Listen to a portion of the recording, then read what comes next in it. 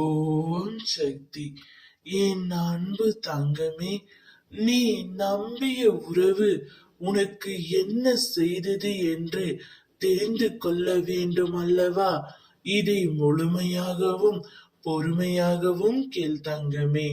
உன்னுடைய எல்லா சூழ்நிலைகளிலும் நான் உனக்கு துணை நிற்கின்றேன். அது எப்பொழுதும் இருப்பேன் என்று உனக்கே தெரியும். ஆனால் நீ நம்பிய உறவும் உன்னுடன் இறுதி வரை இருப்பார்கள் என்று நீ நினைப்பது எப்படி சாத்தியமாகும்? உன்னை இழக்கவே சில உறவுகள் தயாராகிவிட்ட பின்பும் அவர்களின் நினைவை இழக்க நீ ஏன் தயங்குகின்றாய் என்பது எனக்கு சற்றும் புரியவில்லை. இதனால் உன் மீது எனக்கு கொஞ்சம் கோபமும் இருக்கின்றது. எனக்கு நீ முக்கியம், அதை நீ மறந்து விடாதே தங்கமே. உன்னை நான் முக்கியமாக நினைக்கின்றேன்.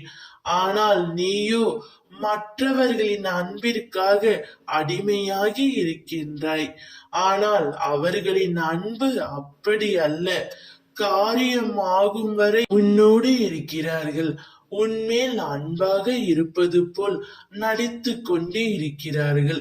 இது புரியாமல் அவர்களே என் உயிர், அவர்கள் இல்லாமல் என் வாழ்க்கையே இல்லை என்று நீ சொல்கின்றாய்.